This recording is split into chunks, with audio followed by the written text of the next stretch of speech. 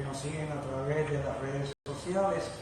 Estamos en la Iglesia de Dios Pentecostal de Park Garden, frente a los restaurantes que están al frente, aquí en la Marginal 181. Dios les bendiga en esta noche.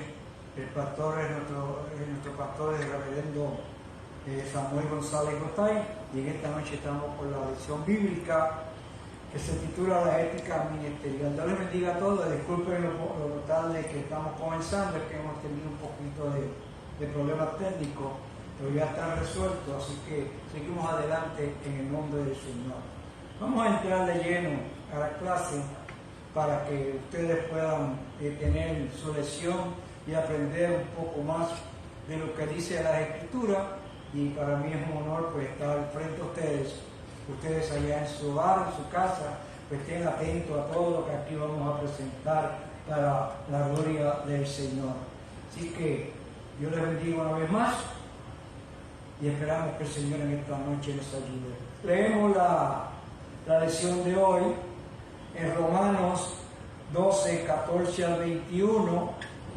La ética ministerial, temas de la unidad, los valores esenciales de la iglesia. Objetivos, después de estudiar esta lección, el alumno que va a tener una visión clara de todo lo que aquí estamos hablando en esta noche. Definirá el concepto de ética ministerial, resumirá la base de la ética cristiana, explicará los requisitos para ser ministro de Jesucristo. Afirmación fundamental. La ética cristiana es el reflejo de la enseñanza bíblica en la vida del cristiano. Eso quiere decir que el cristiano debe estar pendiente a la enseñanza, a las instrucciones que da su pastor, el maestro que da la clase, para que usted cada día vaya afirmando y tener conocimiento de quién es Jesucristo. Amén. Y los beneficios que usted va a alcanzar por ser un hombre y una mujer fiel al llamado de Dios. El versículo para meditar: no améis al mundo, ni las cosas que están en el mundo. Si alguno ama al mundo, el amor del Padre no está en él. Él nos manda a nosotros a que no amemos las cosas del mundo, ya que estamos separados, amén, del mundo. En la forma cristiana que hemos dejado el pecado, hemos dejado el mundo. Estamos en el mundo, pero no somos del mundo, y por tal razón no podemos amar las cosas que están en el mundo. Sí, hay cosas que hacen falta: el dinero, la casa, para formalizar un hogar, y otras cosas para seguir adelante. Y todo eso son añadiduras, bendiciones que Dios nos da. Leemos la lección de hoy, comenzando desde el versículo 14. Bendecid a los que os persiguen, bendecid y no maldigáis. Es importante. Gozaos con los que se gozan, llorad con los que lloran. Unánimes entre vosotros, no altivos, sino asociándoos con los humildes. No seáis sabios en vuestra propia opinión. No paguéis a nadie mal por mal. Procurad lo bueno delante de todos los hombres. Si es posible, en cuanto dependa de vosotros, estad en paz con todos los hombres. No os venguéis vosotros mismos, amados míos, sino dejad lugar a la ira de Dios, porque escrito está: mía es la venganza, yo pagaré, dice el Señor. Así que si tu enemigo tuviere hambre, dale de comer; si tuviese sed, dale de beber.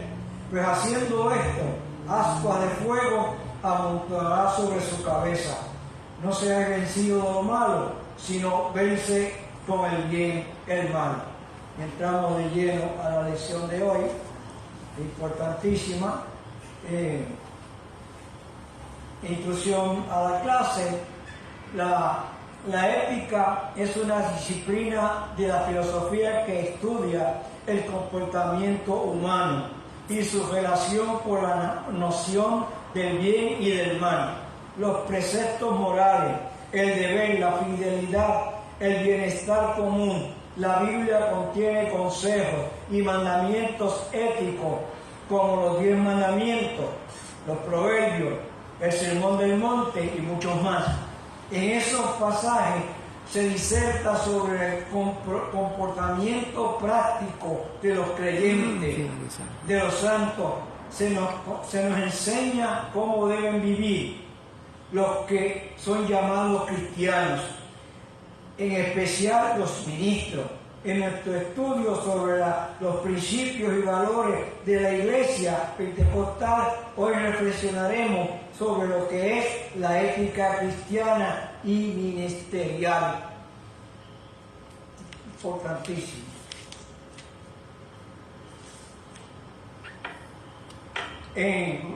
Dice, en la ley del talión, ustedes conocen la ley del talión, que nos dice en el latín de talions, es la denominación tradicional de un principio jurídico de justicia retributiva en el que la norma imponía un castigo que se identificaba con el crimen cometido, obteniéndose la reciprocidad. El término talión deriva de la palabra latina tallo o tale, que significa idéntico o semejante. En otras palabras, que si alguien hace algo, como la ley aquella del talión, de ojo por ojo y diente por diente, pues tenía que retribuir a la persona lo mismo. Si era un buey, era un asno, un animal, tenía que retribuir exactamente y como estaba lo que había hecho mal a otra persona. Si le hería en un brazo, tenía la otra persona que recibir la misma herida. Y así sucesivamente era la ley del talión. Si le sacaba un ojo de alguna manera, pues había que sacarle el ojo al otro. Así era que se pagaba y se retribuía lo que decía la enseñanza de la ley mosaica en aquel tiempo. Así que la palabra en castellano tal, de modo que no se retiene una pena equivalente, sino una pena idéntica. La expresión más conocida de la ley del talión es el pasaje bíblico ojo por ojo, diente por diente, pan por pan. Eso está en Éxodo 21-24. En la ley mosaica, la ley del talión aparece en Éxodo 21-23 y 25, los mandamientos. En Levítico le siguen los mandamientos y otras recomendaciones. En Deuteronomio 19 también está el principio que siguió vigente para el judaísmo hasta la época del talmúdica, cuando los rabinos determinaron que la pena se transformaría en un resarcimiento económico. El cristianismo parece dejarlo sin efecto a raíz del sermón del monte. Claro, el Señor enseñó otras cosas, dijo otras cosas, y el Señor enseñó cómo se hacen las cosas y cómo debemos amar al prójimo. La base de la ética cristiana en amor. En la expresión, el amor sea sin fingimiento. El amor que se menciona es el que el mismo Espíritu Santo ha derramado en cada creyente desde el momento de la conversión, según Romanos 5:5. El amor de Dios ha sido derramado en nuestros corazones por el Espíritu Santo que nos fue dado. La palabra fingimiento literalmente es sin hipocresía. Sin hipocresía.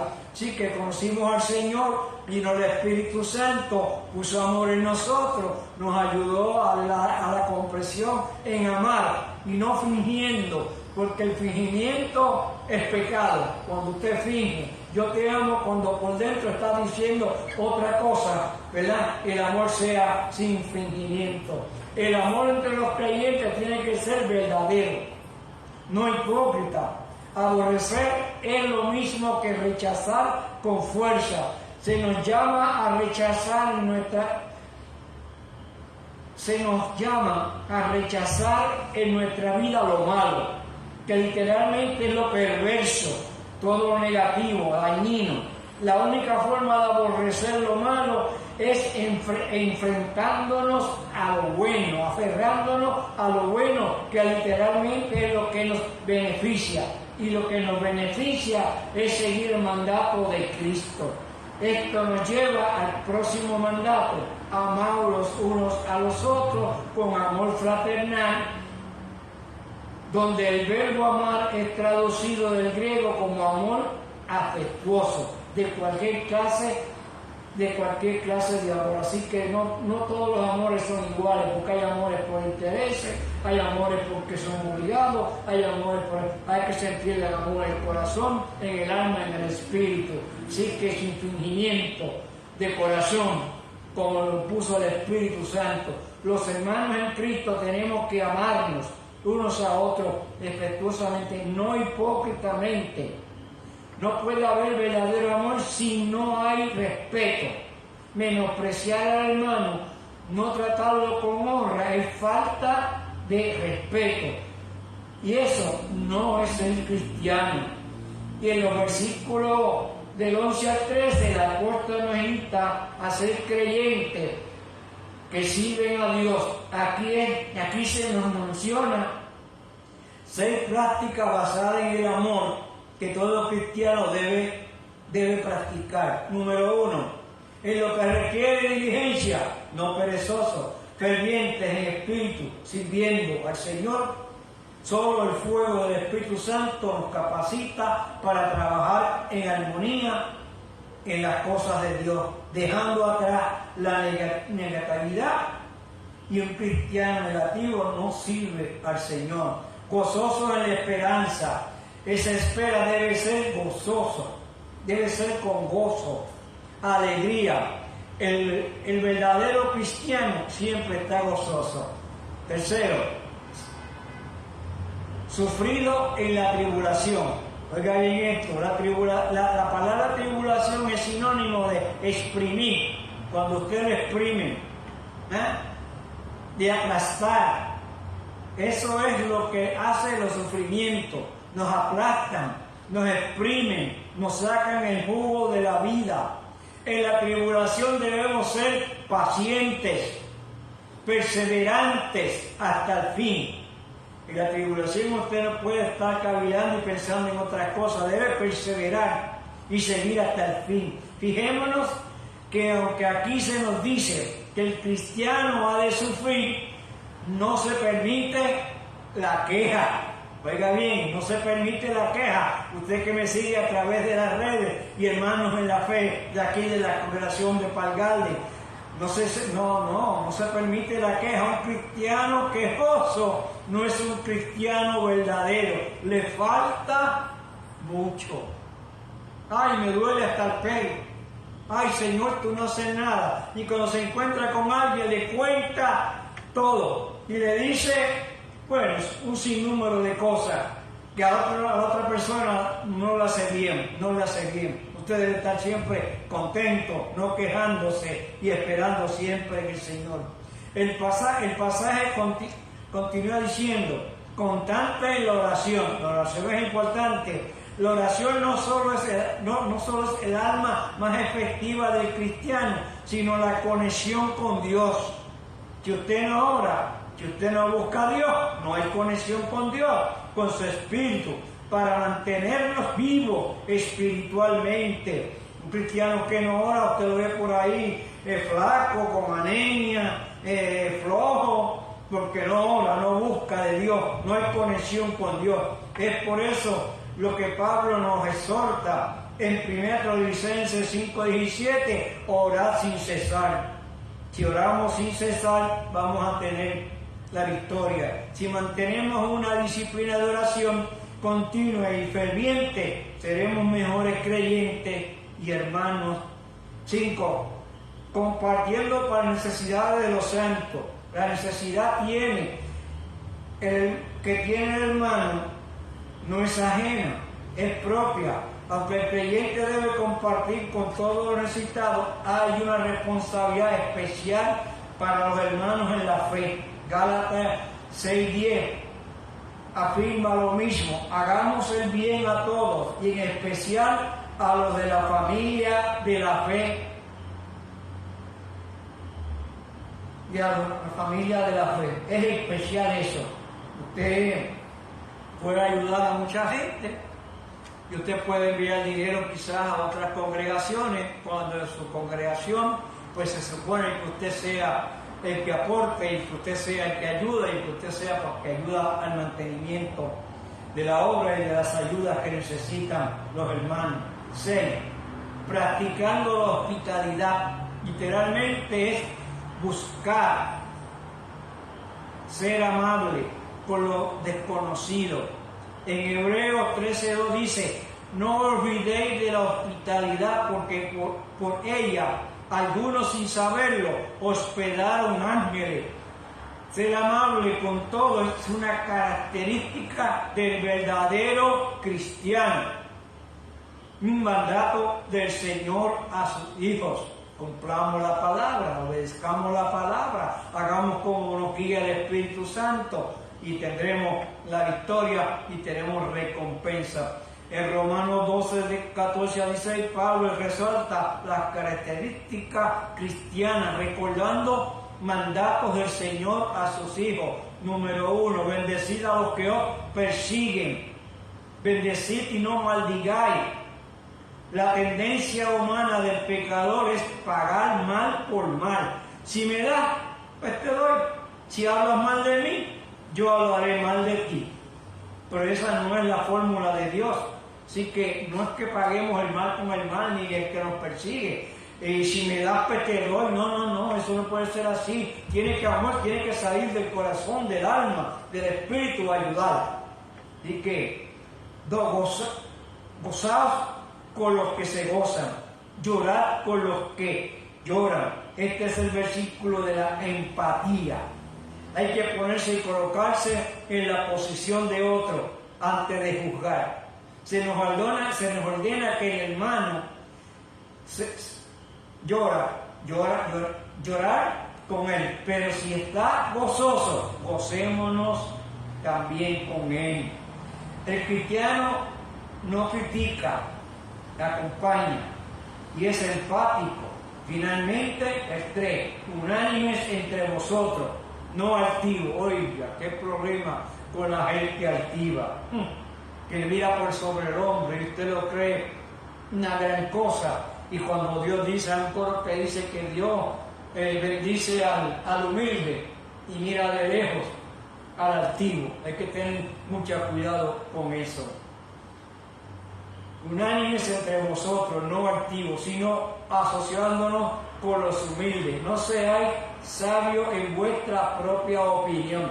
Hay muchos que creen que lo saben todo y realmente no saben nada. Si somos cristianos verdaderos, estamos llamados a estar en armonía con los demás y a no rechazar a nadie y mantenernos humildes. Es importante eso. La ética cristiana básica, el resto del pasaje es uno de carácter práctico a la usanza de los discursos de Jesús en los evangelios, en lo que se entrega un mandamiento, no una recomendación. Es un estilo similar a los proverbios. Se nos pide una serie de cosas que resumiremos a continuación. Al llegar a esta parte final del pasaje notamos el llamado a la unidad. Pablo a la iglesia, comienza el apóstol indicando: no paguéis a nadie mal por mal, procurad lo bueno delante de los hombres. Es importante que procuremos lo bueno delante de los hombres para que nosotros puedan ver a Cristo, porque somos la luz del mundo, y si nosotros hacemos las cosas no correctamente, le estamos enviando un mal mensaje. Así que eso es importante que así lo hagamos. Esto es el equivalente inverso. Esto es el equivalente al verso inverso a la llamada ley del talión judía. en lugar de la venganza, procuremos la paz. Pablo hace un ruego a los creyentes cuando dice: si es posible, en cuanto dependa de vosotros, estad en paz con todos los hombres. Simple y sencillo. Amén. Simple y sencillo. Amén. Pablo dice: simple y sencillo. Amén. Los cristianos no podemos ser contenciosos, sino agentes de paz, pacificadores, no agitadores. No es un buen cristiano si estamos criticando a todos a nuestro alrededor, si peleamos hasta con nuestra sombra. Hay que ser pacífico, no contencioso, no estar abriendo la boca y peleando por todo el mundo, y agatear con el vecino, y agatear con el hermano, porque a algo no le gustó, algo no le agradó. Mire, ore al Señor y esté en paz para con todo y con los hombres, porque eso es importante. Ya hay gente que pelea hasta con su propia sombra. Mira alrededor que lo están persiguiendo y pelea hasta con la sombra. Continuando con su pedido a la iglesia, dice el apóstol: no os venguéis vosotros mismos, amados míos, sino dejad lugar a la ira de Dios. Porque escrito está: mía es la venganza, yo pagaré, dice el Señor. Esto, en definitiva, es un no a la venganza. Un refrán popular dice: la venganza nunca es buena, mata el alma y la envenena. La venganza nunca ha producido nada bueno, nunca produce nada que valga la pena. Nada. La venganza lo que produce es muerte, enojo, contienda, todo eso. No se puede vengar, eso es lo que produce. Es cierto que el que se venga nunca tiene paz en sí mismo, sino pide que dejemos lugar a tiempo para la ira de Dios, citando a Deuteronomio 35:35. Ahí lo que dice es que dejemos la venganza a Él, que esperemos en Él, porque hay gente que dice: yo no puse en tus manos y tú no has hecho nada. Dejemos la venganza al Señor, que Él a su tiempo lo va a hacer, Él a su tiempo, porque el tiempo de la persona que ha hecho mal le está llegando y su aflicción está cercana. Así que, hermanos, no nos vengamos, no haya, porque va a haber retribución para esas personas que tienen algo con nosotros. Así que hay que ayudarlo, Es más, dice, es importante que dice que si esa persona tiene hambre, debe de comer. Si tiene sed, debe de beber. Es importante que así lo hagamos. Oiga, porque la venganza, nada. Así que si tu enemigo tuviere hambre, dale de comer. Si tuviere sed, dale de beber. Pues haciendo esto, ascuas de fuego amontonará sobre su cabeza. Le das a demostrar que tú no eres como él, y que esas ascuas, ese fuego va a estar sobre su cabeza, y que no tiene nada que hablar de ti, porque él estará delante del Señor, y el Señor en su día va a pagar conforme a su propósito. Aquí el apóstol cita Proverbios también nos da unos consejos, y en uno de ellos dice que hablando del joven con su mujer, y que se allega a otra mujer y busca otras mujeres, también le dice: mira, alégate con la mujer de tu juventud, porque ella es la que te consuela, ella es la que te da paz. Así que eso es importante. Para reforzar su enseñanza, pues, postulada en Romanos, donde dice: no paguéis a nadie mal por mal. Luego de llevar a los lectores por todo un resumen de la enseñanza de Jesús, el apóstol Pablo concluye: no dejen que el mal los venza, más bien venzan al mal haciendo el bien. Venzan el mal haciendo el bien. Se pretende que los cristianos, los santos, la iglesia, los salvados, sean agentes de Dios. El que hace esas cosas, que se venga, el que hace alboroto, el que hace todas esas cosas, es del enemigo. Se pretende que los cristianos, los santos, sean agentes de Dios, gente verdadera, vencedoras del mal. Y la clave de esa victoria es combatir el mal con el bien. Solo de esa manera podemos ser vencedores del mal y no sus aliados haciendo mal a otros. Hay algo aquí que me gustó, que dice a mi manera. Voy a leer una parte nada más porque es un poquito larguita para no tomar mucho tiempo, pero me gustó. Y dice la verdad, dice la verdad. ¿Para qué es un hombre que es solo lo que tiene? Si no a sí mismo, entonces no tiene nada. Por no decir las cosas que realmente siente y no las palabras de alguien que se arrodilla.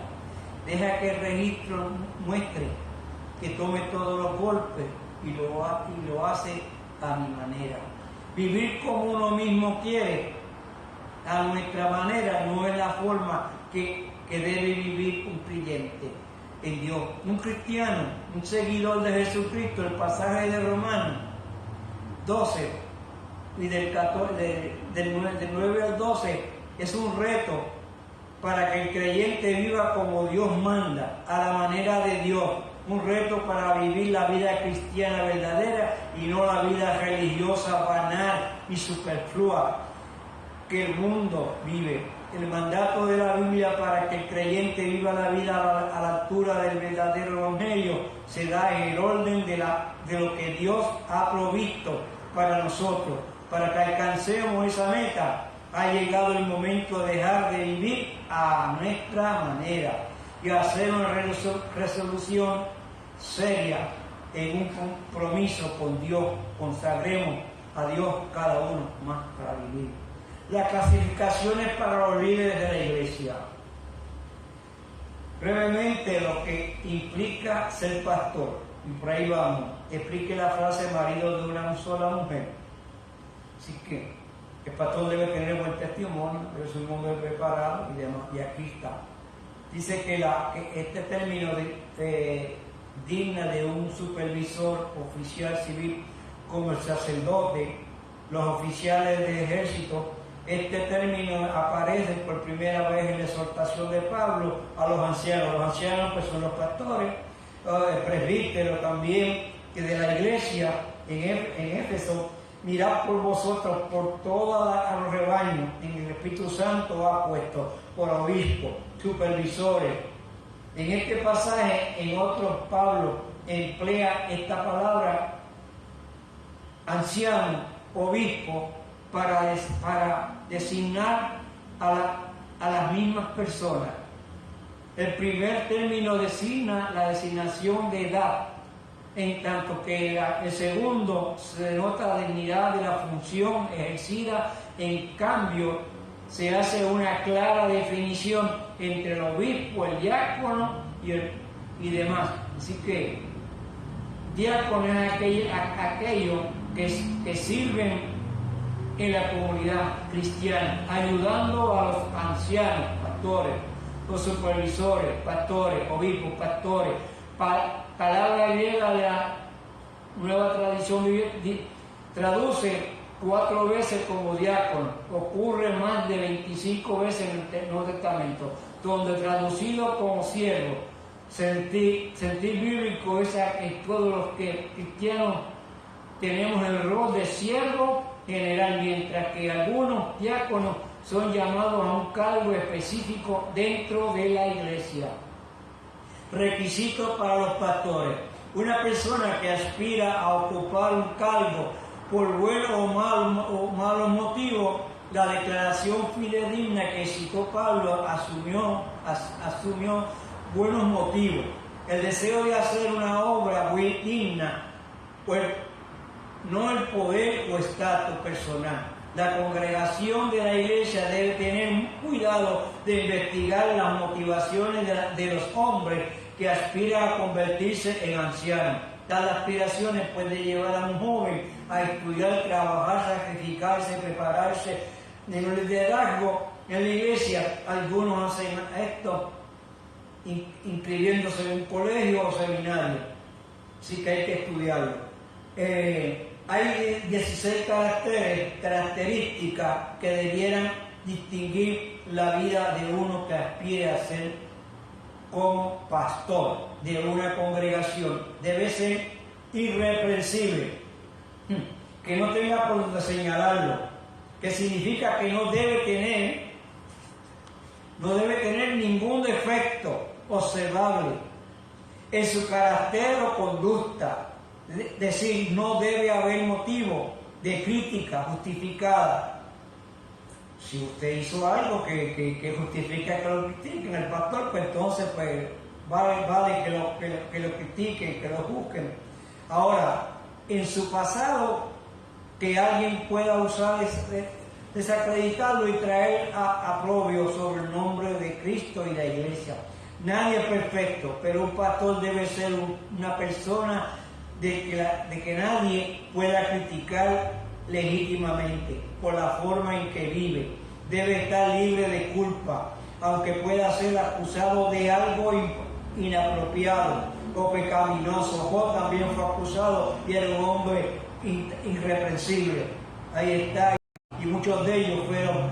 El apóstol indica que marido de una sola mujer. Hay 4 puntos de vista principales en cuanto a lo que Pablo tenía en mente. Primero, el anciano debe estar casado. Casado, es importante. En segundo lugar, debe estar casado una sola vez, no recasado. Tercera, debe ser monógamo, o sea, que con su mujer, de estar acá y picando aquí, picando allá. Cuarto, debe ser un esposo moral. Todas las demás calificaciones son rasgos de carácter. Esto puede ser una pista sobre cómo debemos interpretar esto también. Continúa Pablo diciendo que el ministro, tercero, debe ser sobrio. Significa que el pastor debe ser vigilante, lúcido y equilibrado. Pastor que ande por ahí medio, debe ser equilibrado, sobrio, vigilante y lúcido. Cuarto, prudente. También se puede traducir como sensible, un pastor prudente y sensible. Quinto, decoroso, que es respetable, ordenado, de buen comportamiento, digno y decente en su conducta. Es importante que todo eso lo veamos. Un pastor que venga por ahí todo desalineado, no se puede. Y que diga un montón de... y que predique con muchos chistes, con muchas cosas, y predique por periódico, no predique por la palabra. 6. Hospedador, significa hospitalario, o uno que abre su hogar a los demás. La palabra griega se traduce mejor como amar al extraño. Es difícil, pero hay que amarlo. Hay que amarlo porque somos cristianos y somos ejemplos, somos agentes de Dios. Un pastor debe ser una persona que se acerca a los extraños, tanto a los incrédulos como a los creyentes, y los hace sentir como en casa. En casa. 7. Debe ser apto para enseñar. Se traduce también como hábil en la enseñanza, calificado, competente para explicar. Una persona que enseña, una persona que habla y le preguntan y no puede explicar, no entiende, pues hay que ponerlo, ¿verdad?, en tela de juicio, porque hay que tener cuidado con eso. Competente para explicar, defender la verdad de Dios. Por lo tanto, debes tener conocimiento de la Escritura, disponibilidad para enseñar y capacidad para comunicar. Eso es importante, que un pastor tenga capacidad para enseñar, capacidad para comunicar. Continúa el apóstol diciendo que el pastor 8 no debe ser dado al vino. Oiga eso, significa no ser esclavo de la bebida. Pablo evidentemente usó vino para representar cualquier sustancia esclavizante. Probablemente estamos en lo correcto al entender su significado para incluir cualquier adición destructiva como droga, juegos de azar, pornografía, entre otros. Esas cosas un pastor tiene que eliminar, no puede estar metido en eso. Y gracias a Dios, porque conocemos. Gracias a Dios. 9. Pendenciero. Se describe una persona que recurre a la violencia, un pastor violento, un pastor pendenciero. Usted lo ve discutiendo todo el mundo por ahí, si alguien se atravesó ahí en el parque, va y le dice 4 cosas. No, con amabilidad, con respeto, con cortesía, no buscando pelear con nadie. Si el vecino le puso algo en la verja, mire, con amabilidad, dígale que no pendenciero, que describe a una persona que recurre a la violencia física y verbal para desahogar su ira. Oiga, usted puede enojarse, pero no puede airarse, porque la ira es pecado. O resolver disputas. Se le advierte que el pastor no puede ser, número 10, codicioso de ganancias deshonestas. Importante. Ay, Dios mío, me monta en la iglesia. Por el contrario, se le aconseja ser 11, amable, que significa paciente y manso. 12, apacible. Machos que describen una persona que no es alborotador. Debe ser una persona, 13, que no sea avaro. Bueno, que gobierne bien su casa, que tenga a sus hijos en sujeción. Bueno, que los tenga ahí educados. Sujeción, pues no es sujeción porque tener cuidado con eso, porque los hijos se pueden revelar con disciplina, con consejo, ayudándolo, aconsejándolo, pues eso es sujeción y un liderazgo para sus hijos. El quinto, no sea un neófito, una persona nueva que se convierte hoy, ya a 2 semanas está pastoreando. Ya a la semana está pastoreando. Eso hay que ponerlo, hay que tratarlo con pinza. Es un neófito, un nuevo. Finalmente Pablo observa que el pastor número 16 tenga buen testimonio de los de afuera, es decir, que tenga una buena reputación con los que están afuera de la iglesia. Requisitos para los líderes. En Mateo, 1 Timoteo 3, 8 al 13. Pablo continúa sus instrucciones acerca del orden en la vida de la iglesia local. Establecer los requisitos para los diáconos o líderes que no son pastores. Pablo estaba describiendo un oficio diferente al de anciano o pastor. Cuando habló de los diáconos, diácono literalmente es sirviente. Es una palabra que los escritores del Nuevo Testamento usaron con frecuencia. Con el tiempo la iglesia reconocieron a los servidores oficiales de la iglesia y estas personas ocuparon un cargo. ¿Recuerdan ustedes cuando las viudas de los griegos, que los apóstoles, los discípulos estaban predicando y se acercaban los griegos a protestar? Pues se reunieron y eligieron un diácono.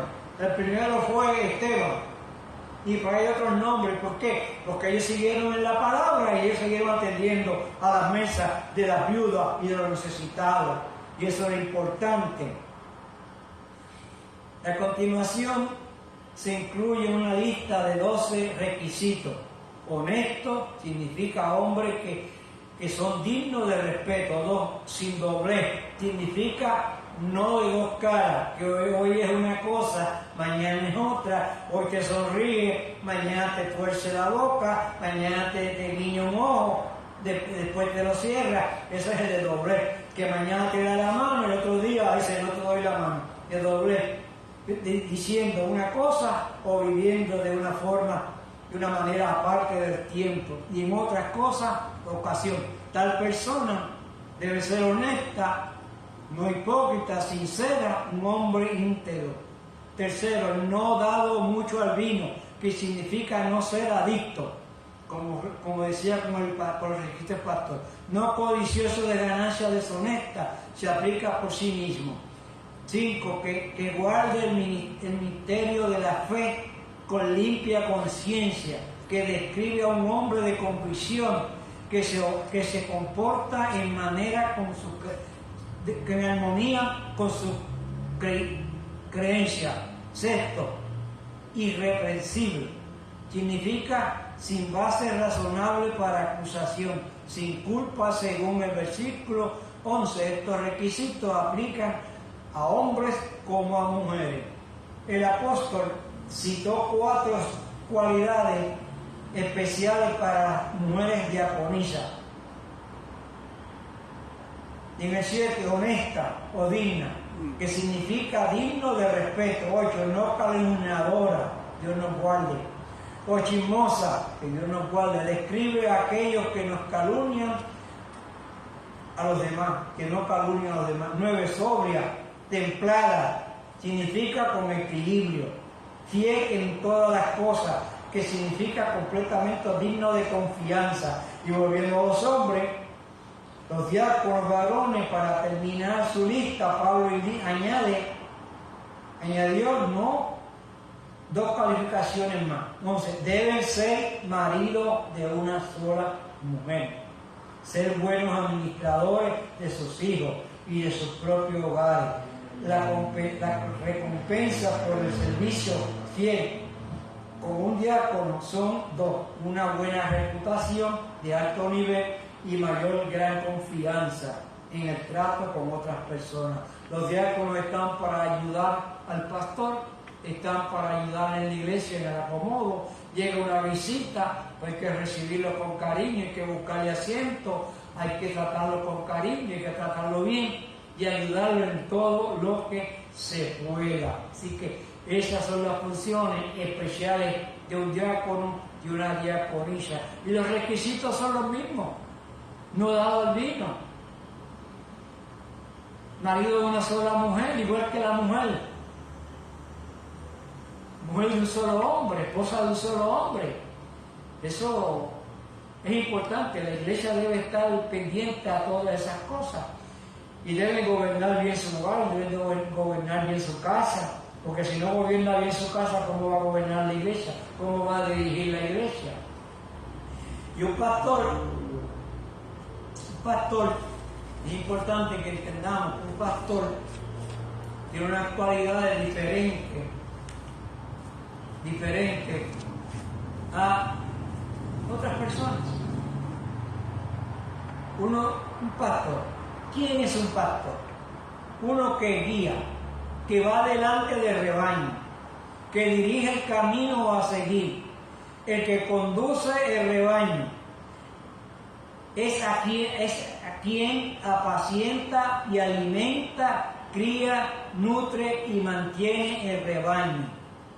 En sentido espiritual, es un anciano experimentado, persona venerable, digno de respeto. Alguien importante, quien es guardián de alguien y explora el terreno o algo a seguir. Además, se designa así a quien es jefe, eclesiástico, apacentador del rebaño del Señor. Es aquel hombre o mujer que, habiendo sido llamado por Dios y siendo confirmado por la iglesia, se dedica en alma y cuerpo por la iglesia. Por la obra de cuidar y nutrir la iglesia o congregación en la que Dios mismo le ha colocado. Es aquel que sabe trazar bien la palabra de Dios y no se avergüenza del Evangelio, que vive y proclama a Jesús, santo, que proclama a Jesús. Oiga, un pastor no se avergüenza del Evangelio, conduce el rebaño, lo alimenta a través de la palabra y demás, y está ahí pendiente de su rebaño, lo nutre, lo cuida, lo alimenta.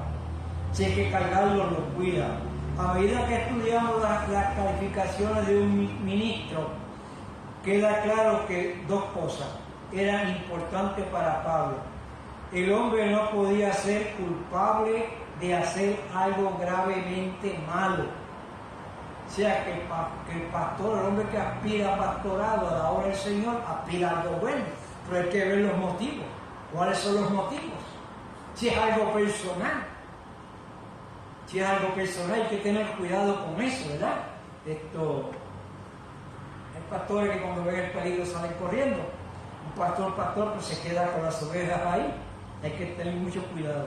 Número 2, otra persona tenía que percibir su conducta como apropiada. Así que alguien de afuera tiene que ver mi conducta. Alguien de afuera tiene que ver la conducta del pastor. Alguien de afuera tiene que ver la conducta de los líderes. Alguien de afuera tiene que ver la conducta de los diáconos. Alguien de afuera tiene que ver la conducta de la iglesia. Alguien de afuera tiene que ver como el amor que impera en la iglesia. El amor que fluye entre los hermanos. El respeto común. La admiración común. No altivos. Ayudando al necesitado. Extendiendo su mano.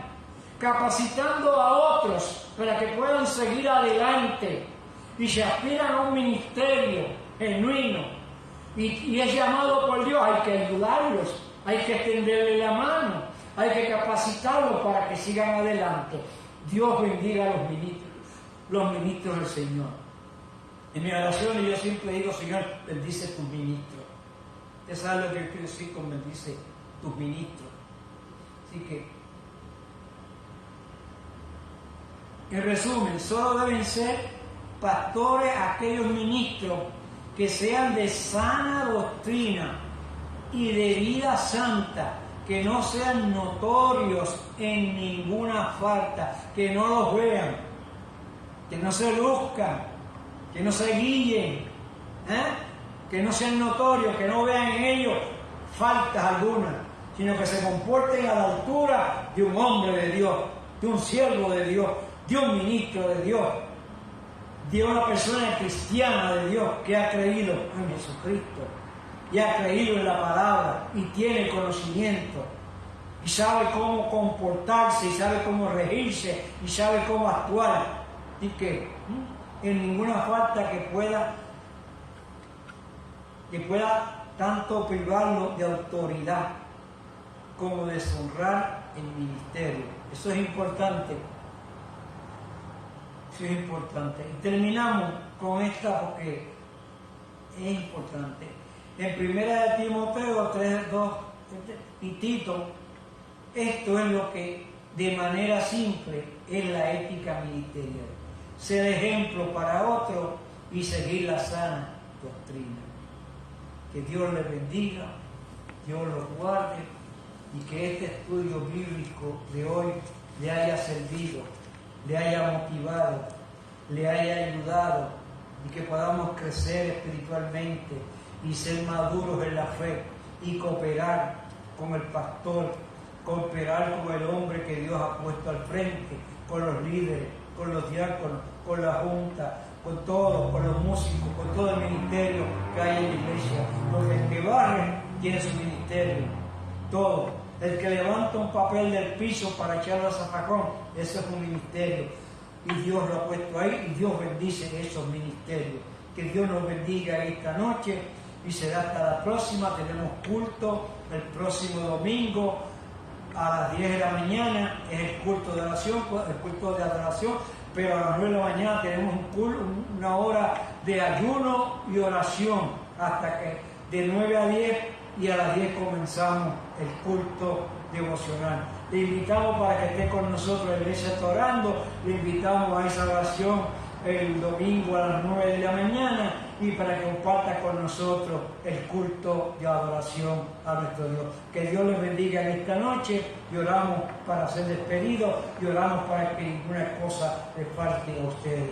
Dios eterno, Dios bueno, te damos gracias esta noche por tu amor y tu misericordia y por tu oportunidad, esperando que esta lección haya llegado a los corazones, Padre mío, a las mentes, Señor, y que la puedan poner por obra. Dios mío, bendice a tus ministros, bendice a nuestro pastor, su familia, bendice a la congregación de Palgalle, bendice, Padre mío, mira a los enfermos, hermana Irma en el hospital, Dios mío, los enfermos de la congregación, los enfermos en los hospitales, las peticiones que hay siempre delante de ti, Dios mío, todas ellas están puestas delante de ti, porque tú no te olvidas ninguna de ellas. Gracias por Jesucristo, y ahora te pedimos, Señor, que nos guarde en nuestra entrada y nuestra salida, Señor, y que vaya con nosotros, en el nombre del Padre, y para salir sea pues la bendición del Padre, del Hijo y del Espíritu Santo. Amén. Gracias, Señor, por Jesús. Dios le bendiga.